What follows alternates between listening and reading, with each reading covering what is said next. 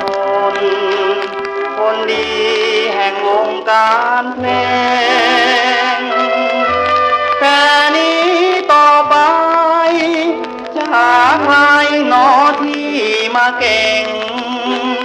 มาแต่งร้องให้มีเพลงฟังคลื่นเพลงกันเหมือนเมื่อก่อน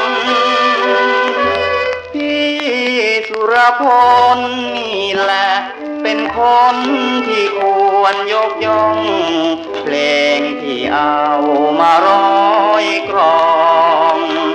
ทำนองถูกใจทุกตอนทั่วพื้นแผ่นดินได้ยินชื่อเสียงกระชอน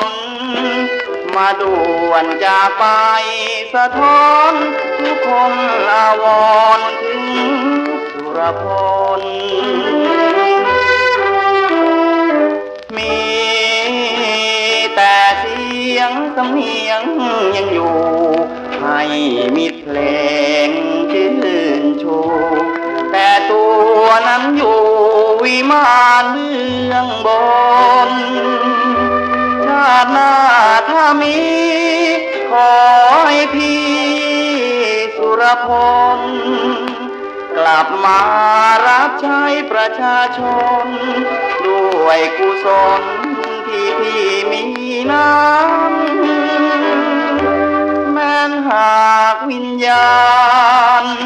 สุรพลยังวนเวียนว่ายใน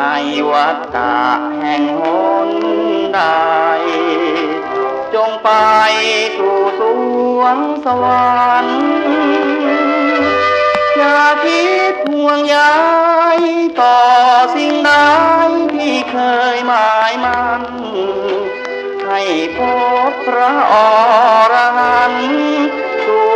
สวรรค์